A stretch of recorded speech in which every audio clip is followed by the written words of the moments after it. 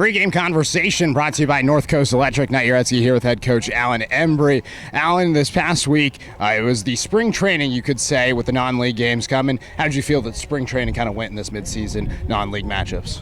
We got to work out some bugs, I think. We won all four.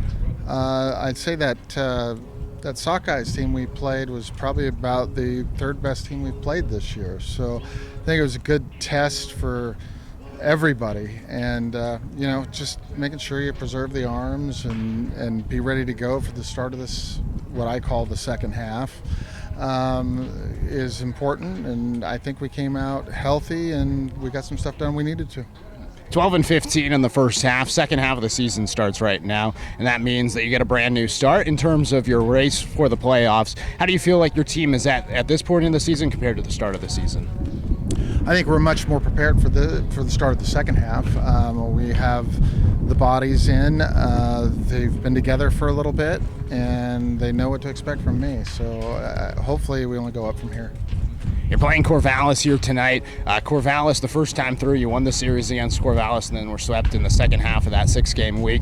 What's it going to take to get the victory today after your experience the first time through against these guys?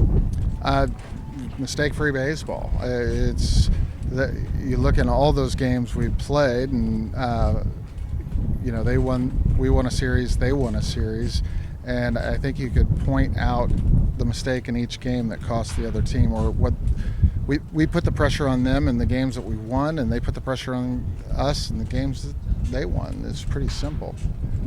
Heading into this game, it looks like Kyle Larson may be the projected starter for tonight. Is that the case? And if so, what have you liked from him? He's gone a long distance throughout the season, I believe almost every outing, over 7 innings.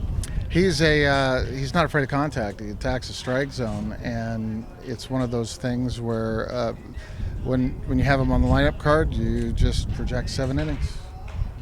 How did you guys find out about Kyle Larson this season, and how was he a good addition to the Springfield Drifters? Just randomly, Kedron had said, "We've got this guy," and we're like, "Cool," and looked at his numbers and went, "No, he's coming here." That's how it happened. Just a phone call and it was there. How about that relationship with some of the players in this team, just being able to utilize them as a director of player personnel, as a guy that's forming this roster? How much have you leaned on these players and their connections themselves? I'd say a little bit. We've gotten everybody in, barring a handful that we'd expected to.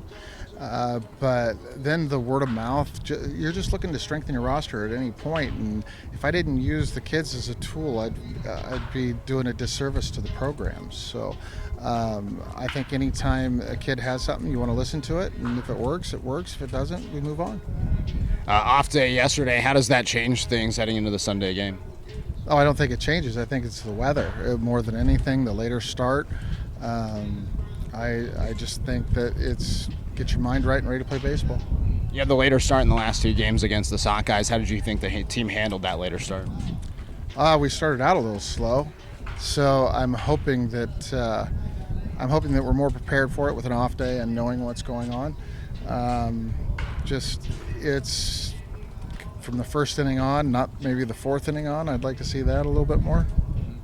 I believe on the last game on Friday, you kind of let Rocco take the head role. What was it like kind of taking a step back and coaching first base once again?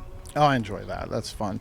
We're going to be short-staffed going up to Edmonton because of passports and stuff like that. So Leo needed to get out third base and get some signs down and get him comfortable over there, and that was an opportunity to do that, so we did it.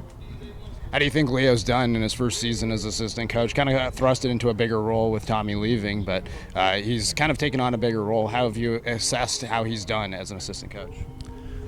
My whole coaching staff has been tremendous over the course of the summer. He's taken on the lion's share. He's a responsible kid. He's on time. Everything gets done the way I want it to, and he asks questions, so you can't ask for anything more than that.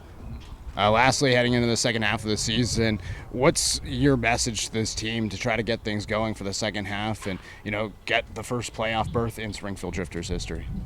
I mean, I think we're trending in the right way right now, and for me to change the message that I've already been sending the boys would be a disservice. So it's going to be business as usual. Awesome. Well, good luck today, Coach. All right. Thank you. Thanks.